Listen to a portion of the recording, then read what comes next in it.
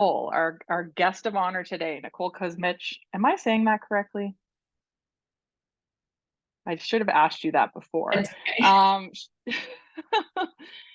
Nicole completed a master's at the University of Ottawa and studied sports psychology and trained to be a mental performance consultant.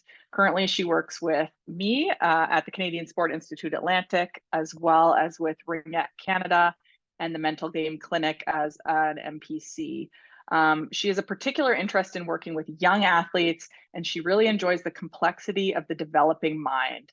And finds humility in being a listening ear for those who often find themselves being spoken for. Sport and physical activity have been a huge part of her life and her identity. She's a former international figure skater for the Czech Republic, was the first alternate for the 2018 Olympic Games, and a competitor at the Senior Worlds, Junior Worlds, European Championships, and the Olympic University Games. So lots of sport experience, lots of education, and we're really lucky to have her here. So over to you, Nicole.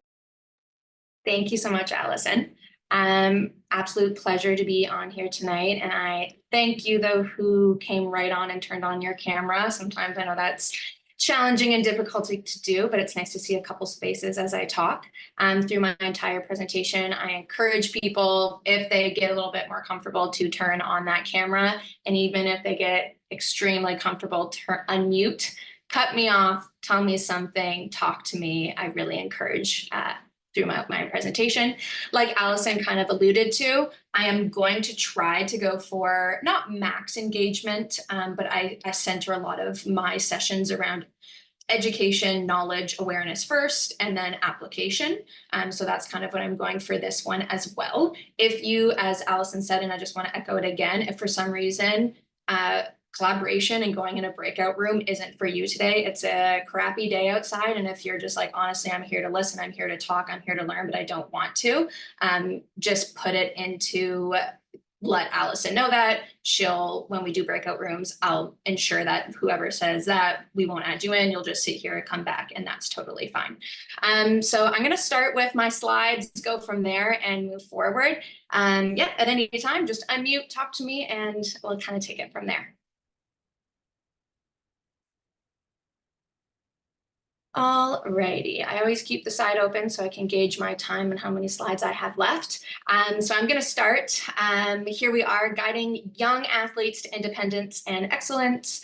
And Allison already did a wonderful job of saying who I am, so I'm not going to add it anymore. This is me at many different stages of my athletic career and involvement. Obviously, the little smiling girl at the bottom was myself at my first mini Olympics when I was about 4 years old. I started sport really young, obviously, and worked my way up to be a competitive skater. Allison already went through my degrees, which is wonderful. And I really just want to highlight the last one. I am not a coach. I actually was only a coach for 1 season as a varsity coach at the University of Toronto for figure skating. And it didn't call out to me. It wasn't my preferred passion in life. And so I knew that wasn't the route I wanted to go. So I want to make it very clear from the start of my presentation that I'm not the expert in the coaching domain at all. You are. And so I want to give that to you at the start. You are the expert, not me. I'm also not a parent. So although I spend most of my time in the sporting space, I'm also not a parent. So I've never tried to raise a young human every single day.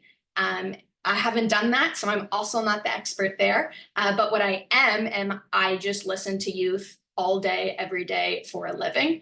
And I listen to what they say about their coaches, what they say about their parents, what they say about their friends, and just anything that they have to say. I just listen to youth for about 10 to 12 hours of my day. And that's where this presentation is coming from. It's grounded in a lot of research and a lot of literature and a lot of evidence-based solutions. However, it's grounded in my expertise as a mental performance consultant in the youth space, not as a coach, not as a parent. And so if at any point I say something, you're like, no, I see it a different way, I really encourage that little nudge, unmute, let me know.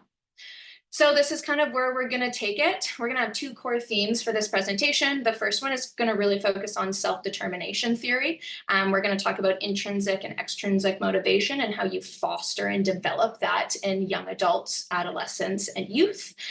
We always kind of try to have a practical takeaway that you could go back to at the end of the session, look at, and be like, okay, that's great. I remember that. I want to use that.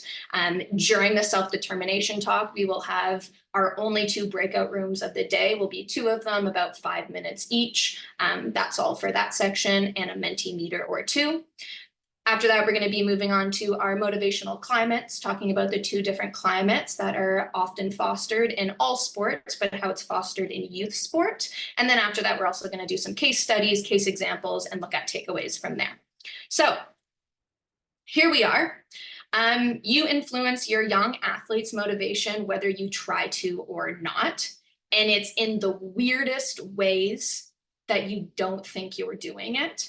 My favorite one is the bottom right-hand corner, because I have this wonderful 11-year-old girl who her coach is wonderful, such a good human being, but her motivation is influenced literally just by if their coach does not look when she does something good on the ice, she feels like she's less motivated to do again.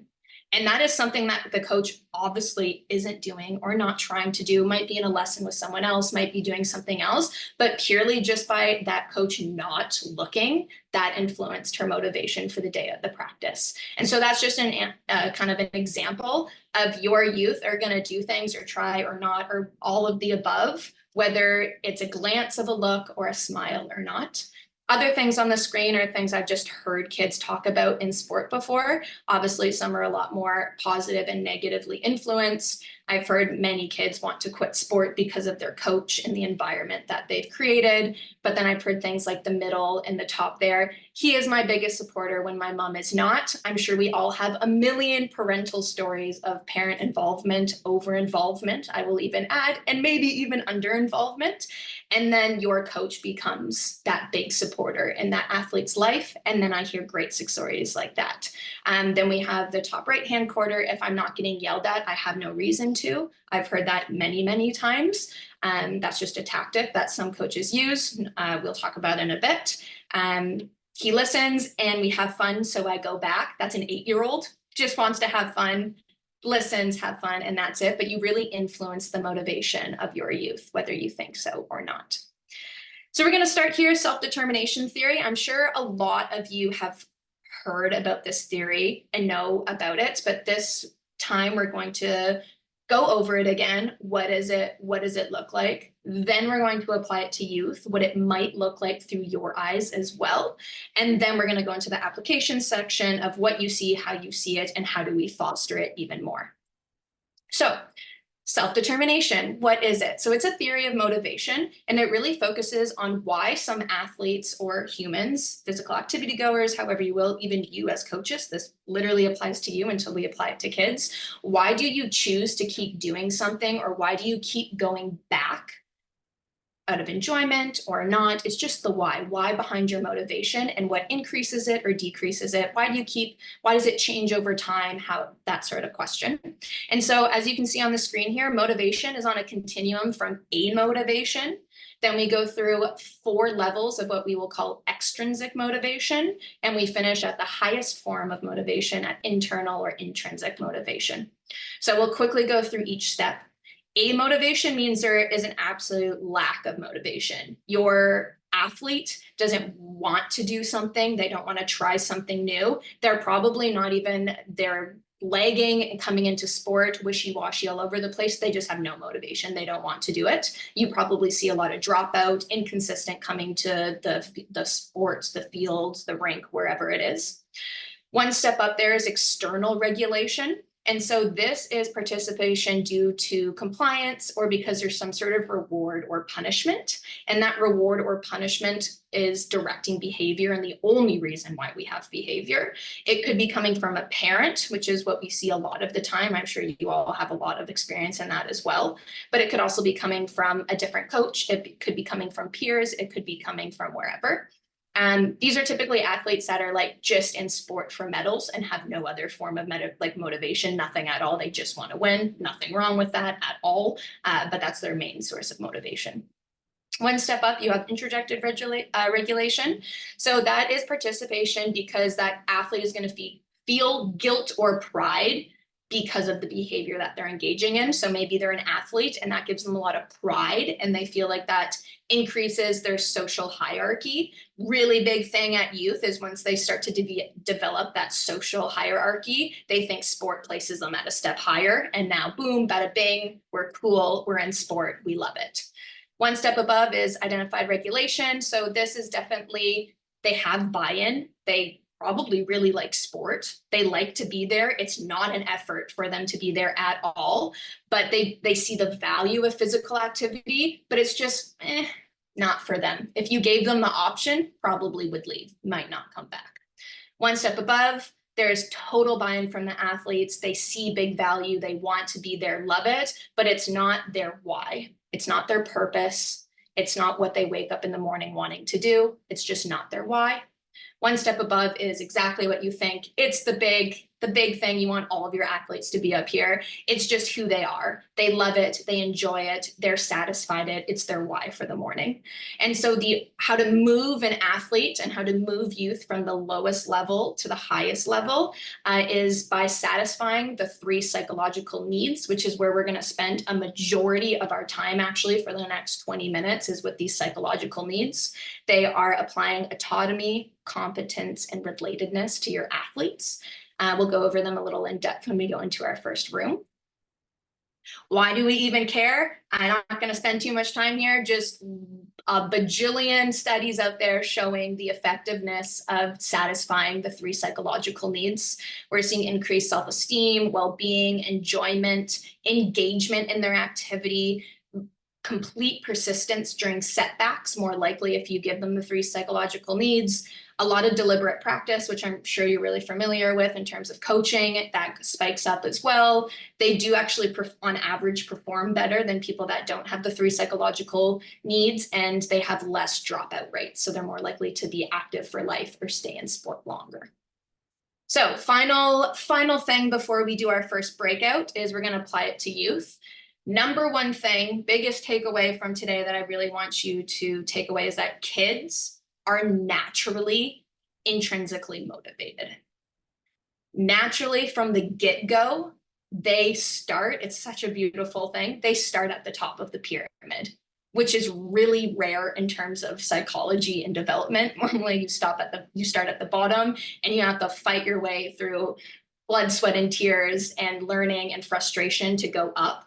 Kids just start at the top. They just love it. They're there. They just want to have fun. They just want to be enjoyed and just make friends, and they start there. It's not until they start to develop into later adolescence that do they actually start to, the big thing is that they start to understand effort versus ability. And when they really change that distinction between effort and ability, a lot of external factors come into their motivation, and then they're more likely to drop down. So if you are a coach of athletes, like anything obviously below 10, and then you're around that like 10 to 12, 13, and all of a sudden your kid has a huge different behavior change, and you're like, whoa, what the heck just happened?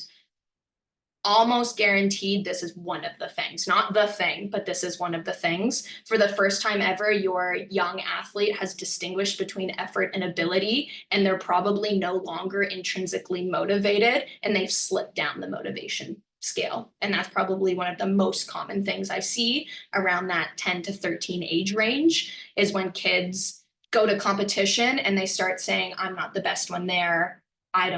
Everyone's better than me, those kind of comments for the first time. So all of those 4 levels look a lot different for kids, and this is where the activity is going to start.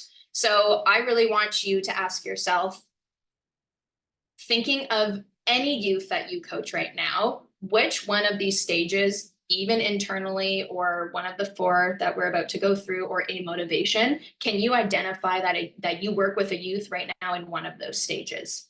So in external regulation, a kid participates in sport because they're given rewards or punishments from parents. It's the most common one. For example, I have a kid a year ago who every time they landed an axle on the ice got a $5 bill. Just given a reward for their thing. That's it, plain and simple. Next one, introjected regulation. Kids who play sports to appease parents. At this age, kids associate love. They can't super distinguish between love and approval, and so they link them together. And so a lot of time you see kids just, oh, my mom loves me. That's because they're in this stage. They can't distinguish it yet.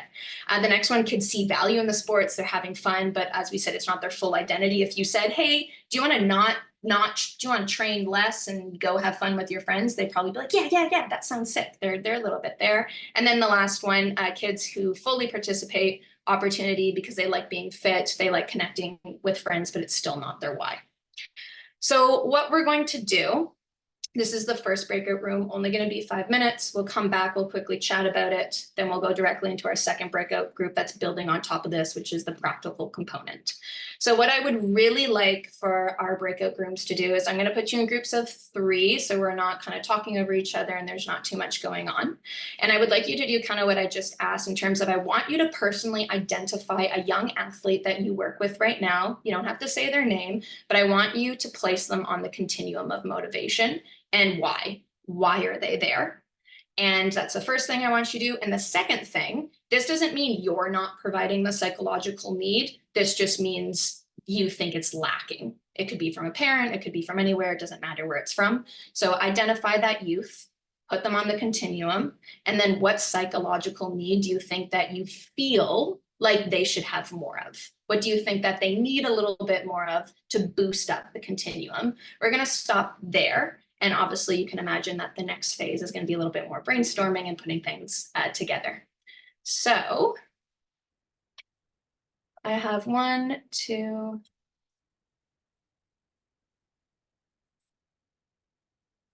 Allison, do you want to assist me on this part actually? Yes. Yes, because I'm just writing the names down of people that want to stay in the main group with me for now, or us for now.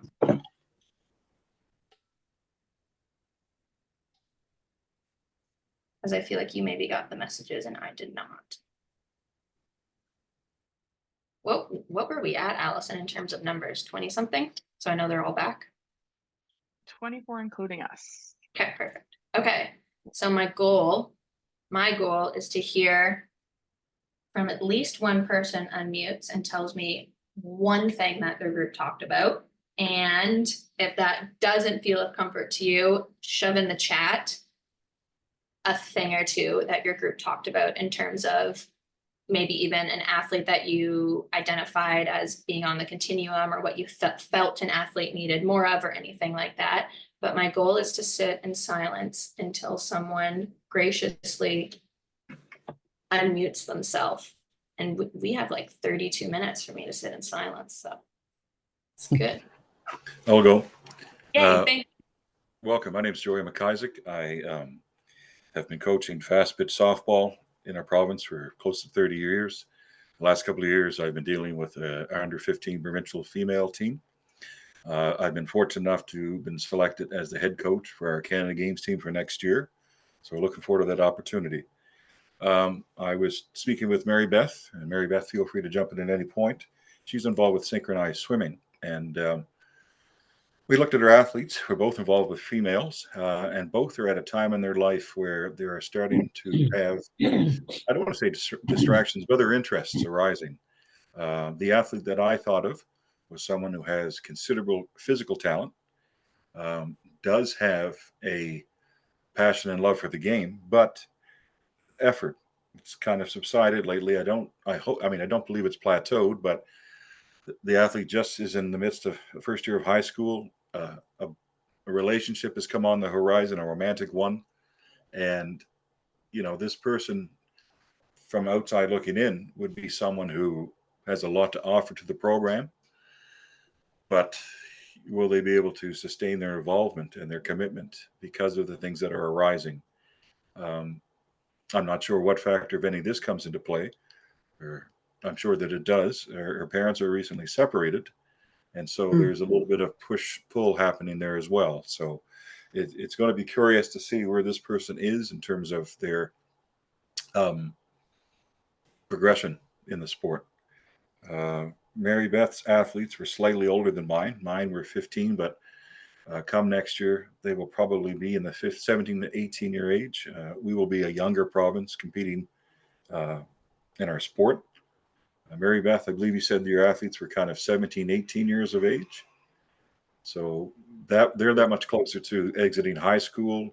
The real world, so to speak, is on their laps, on their doorsteps. They have that much more kind of draw to other things, some life decisions, some of considerable consequence that step outside of sport. It just comes down to attitude and effort, I guess, in large part is what we've noticed. Talent will only take you so far.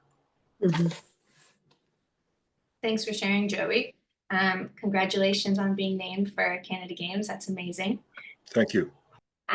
So in terms of, just give me, you don't have to elaborate if you don't want to, but what did you, for your case of the single athlete that you kind of thought and identified, what did you think, considering they had so many life factors going on, like what did you think they needed a little bit more of, like feeling a little bit more related to the team, feeling a little bit more autonomous in their decisions, or feeling that they just need more confidence, considering being a teenage girl is pretty hard, actually?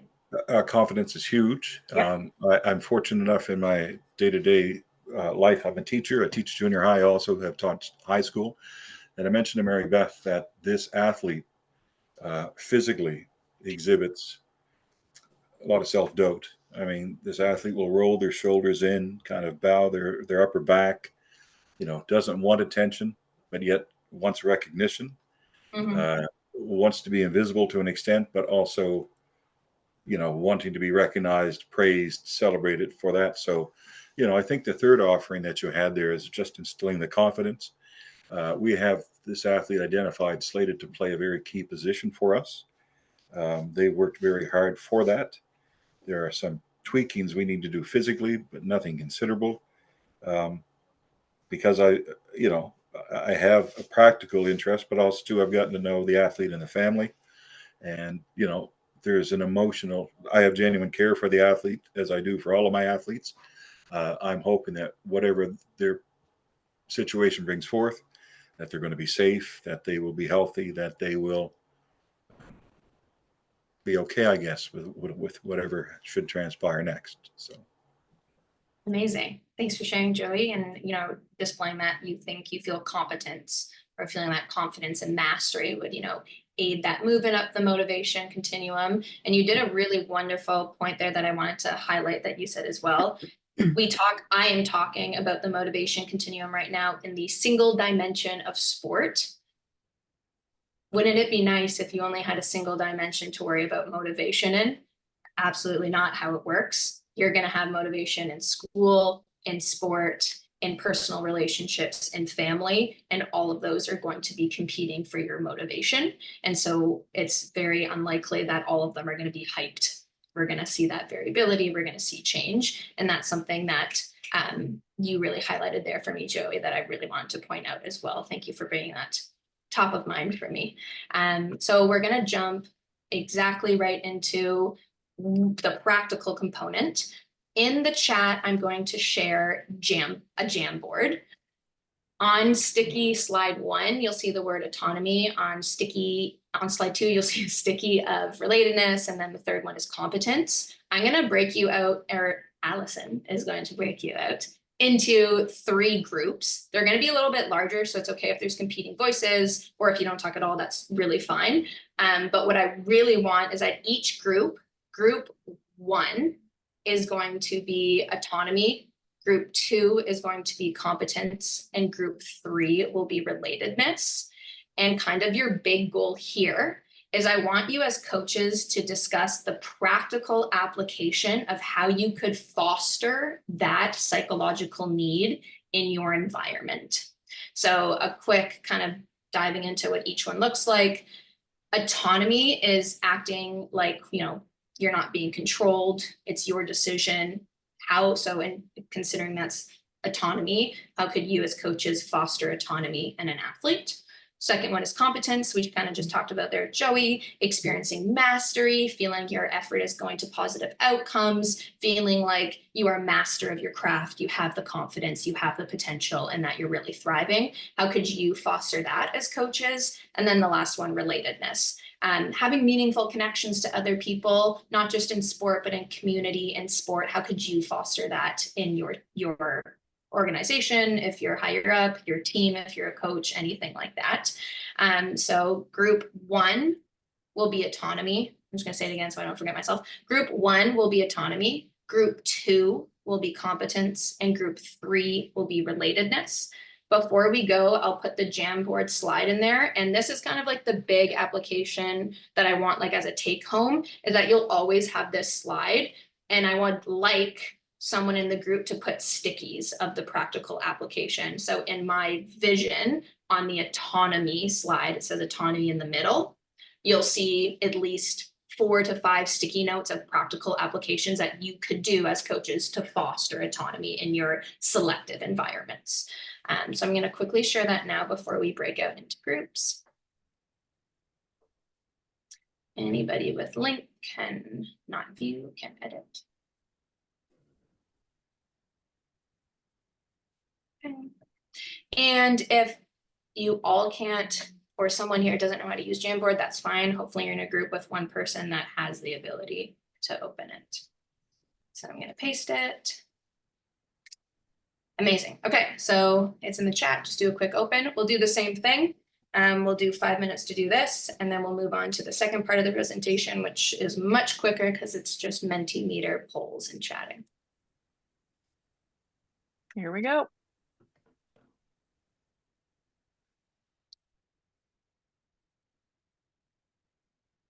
Welcome back, team. We won't go through them. You can definitely do that on your own time and think about like what it would look like in your context. But we got a lot of good things going on, which is really great. We got a lot on autonomy, a lot on relatedness, and a lot on competence, which is great.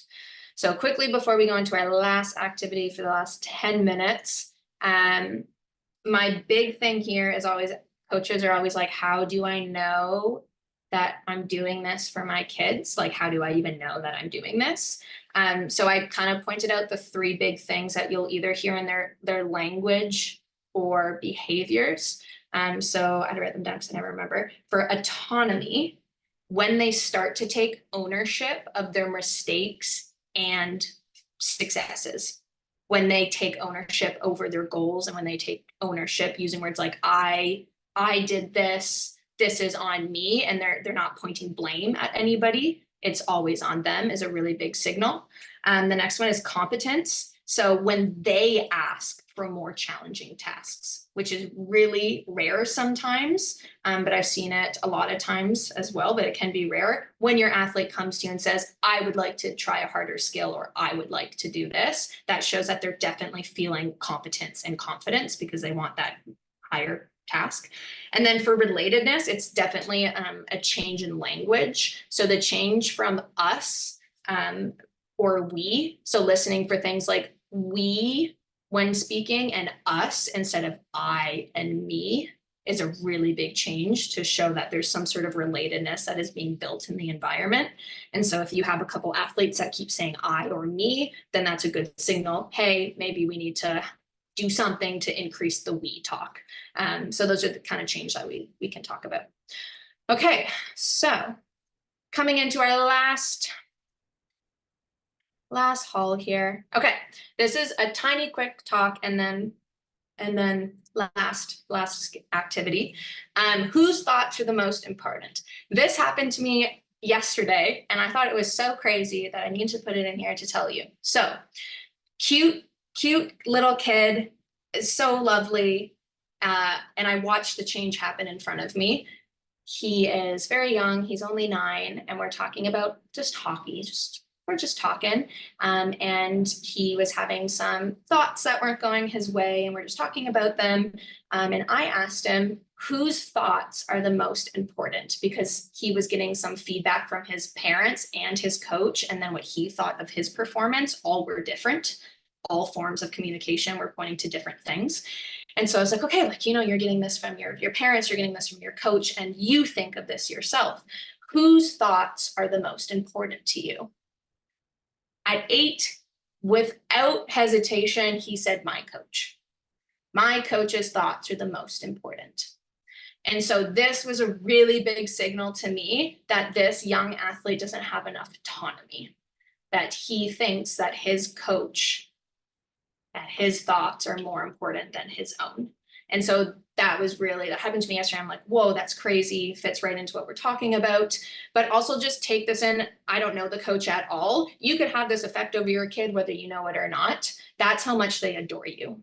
That's how much they idolize you. That's how much they love you, is that your thoughts are more important than their own when it comes to sport. And so I just thought that was a little anecdote to share. Okay, so we're gonna do a little motivational climate activity. It goes right in relation to self-determination theory, and then we'll kind of be done for the day. So 2 types of climates. You've definitely heard them before. Mastery motivational climate versus an ego performance climate. That mastery climate, as you can see, is one that focuses on learning and improvement. There's not much social comparison. They have intrinsic motivation, which means they're satisfying those 3 psychological needs. Mistakes are not a problem. They're not being punished. Effort is key, not ability. Effort is key in this environment. And then right on the opposite, ego performance is the opposite. Focus is on outcome and competition. There's probably a lot of social comparison. They have for sure extrinsic motivation. It's about rewards or punishment or praise. Comparison and rivalry is huge, and outcome is the only success. Winning, goal, that's it, nothing else. I really want to highlight that these climates coexist, and they should coexist. You don't typically just have a mastery climate without, you're in sport. There's going to be a little bit of competition. Obviously, that's fine. So they coexist. They're on a continuum. They actually are together, and they go back and forth. And so the big thing is here that you obviously want to be edging towards more of the side of a mastery climate than the ego climate, although they're going to coexist with each other. Why do we care? Quickly, same as the last slide, that mastery motivational climate, satisfaction, psychological needs are met, they have enjoyment, they have less cognitive anxiety, effort and persistent in setbacks and failures higher. And very key here, they have lifelong engagement in sport and activity because they don't relate sport with competition, fear, and that sort of thing. And then ego, more anxiety, withdraw when they have failure, not too much motivation, more likely to drop out, decreased well-being, and ability is really idolized. Like, you are good, you are better than blank, you have ability, and we're not looking at effort or what you put into the training environment. It's more what you're doing outside of the training environment that is kind of focused.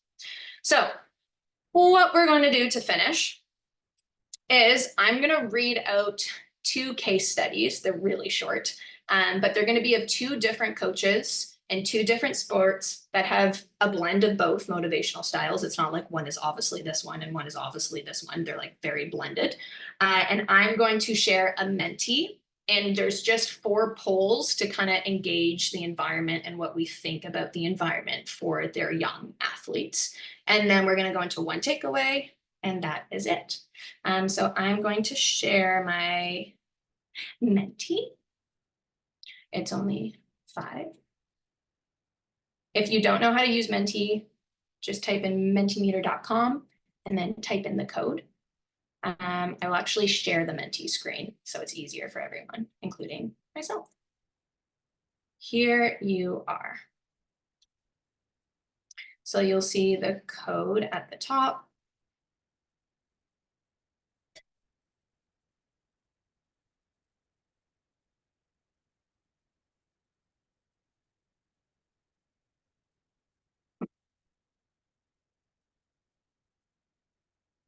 And I'll just give it a minute for people to get the code in.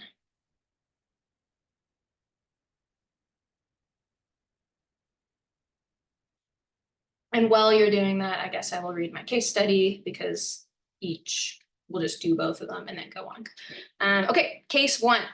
Coach Donna begins every training session by encouraging her gymnast to set personal goals, and Donna will just weigh in on the goals if she feels that they aren't appropriate. During practice, she frequently engages in one-on-one discussions with the athletes and provides feedback when she feels necessary.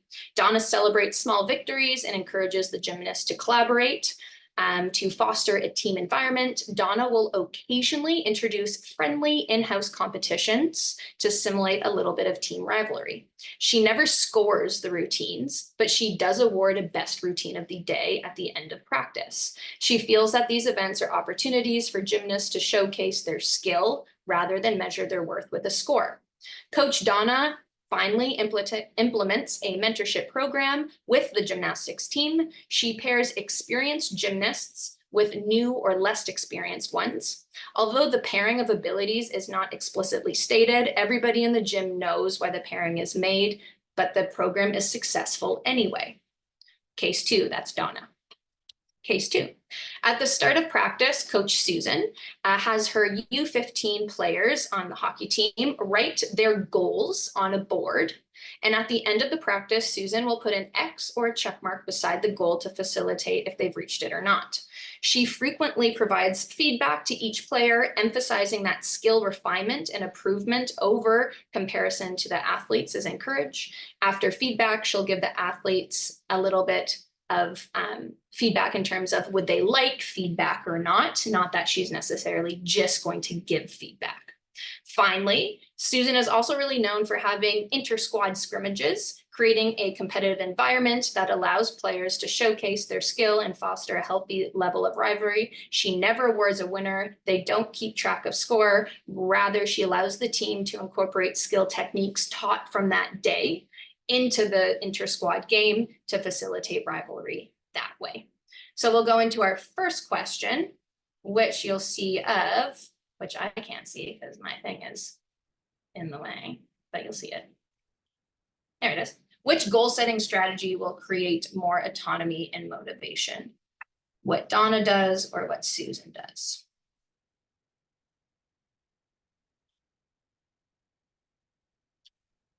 Donna was the making goals together, changing them if not appropriate. Coach Susan was writing them out to get them out, and then Donna weighs in on them. 100%, I feel like that was definitely an easy split. This makes the most sense. There's obviously even better things that Donna could do or Donna couldn't do or Susan one way or another. These are goal setting strategies that I have seen. Little self-disclosure, Susan's technique was what I grew up with. We put our goals down publicly and then they were rated by other athletes, not the coach. So that definitely fostered a lot of competition, obviously. Next question. Whose inter-squad game will foster more autonomy and place less focus on performance and social comparison? Susan gave no scores at all in her team environment, however, did reward a best routine of the day. And Susan made her inter-squad scrimmages, no autonomy, but she didn't award anything. It was on skill refinement. Which one do you think would foster more autonomy and place less focus?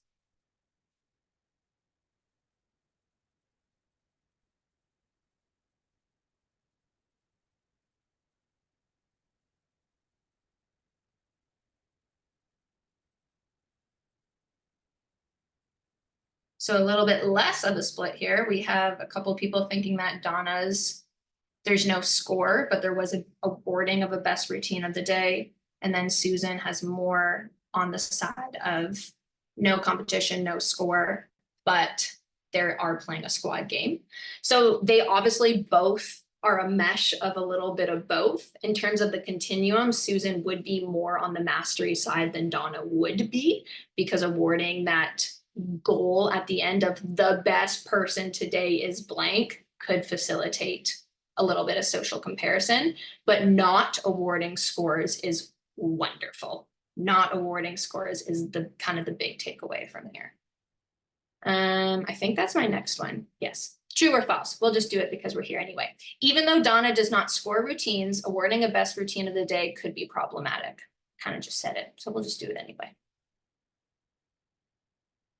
Although if someone disagrees, I'm more than happy for you to put in the chat or Stan at the end, or even right now, give me a little bit of insight about what you think or feel in terms of that.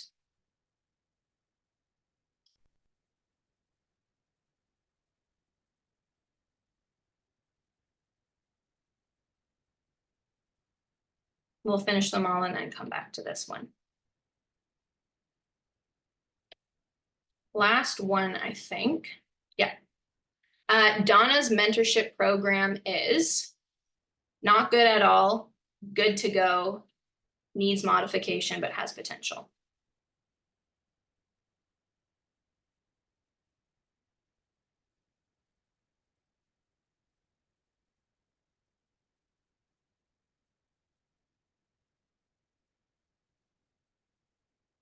So this is where we'll end. Would someone, you can type in the chat or unmute if you want to. What modification would you make for the people that put 11 in the middle? It's my last question, and then we'll be free to go. What modification would you make to that mentorship program?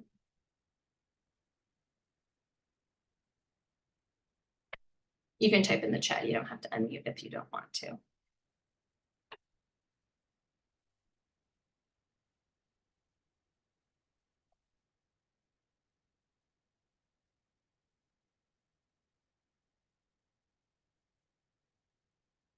The last question.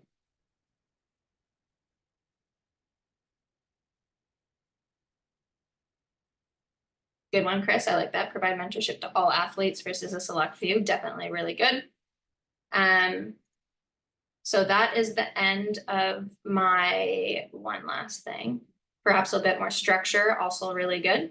I will finish with, it's not sharing, is it?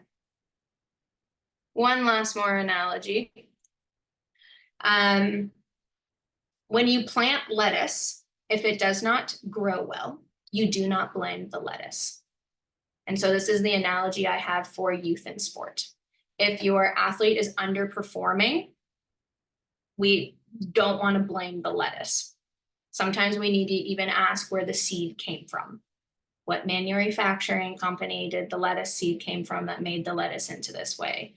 What is in this environment, especially when it comes to youth, because they're so malleable and they basically are still monkey see, monkey do until a certain age. When you plant lettuce, if it doesn't grow well, we don't blame the lettuce. The first question in terms of creating that mastery motivational climate is, what is going on in my athlete's environment before we go into the athlete? That's not saying it's in your coaching environment at all. It could be in their home environment. It could be inter-team squad dynamics. It could be parental, it could be friendship, it could be school, it could be the bus route that they take, it could be anything. And so it's just asking, it's not the lettuce. First question is, what's in the environment? Thank you so much for coming in and being a part of this. If anybody has questions, I can stay on, or if anybody wants to ask anything or anything like that, please let me know. Yeah, we will keep the meeting room open if anyone wants to ask any questions or chat. But for those who have to get on the way, thank you so much for joining us. Thank you to Nicole. Really loved all the interaction today. Love to see that. So hope you all had some great conversations with your fellow coaches. Thank you so much for engaging, for sure. Thank you.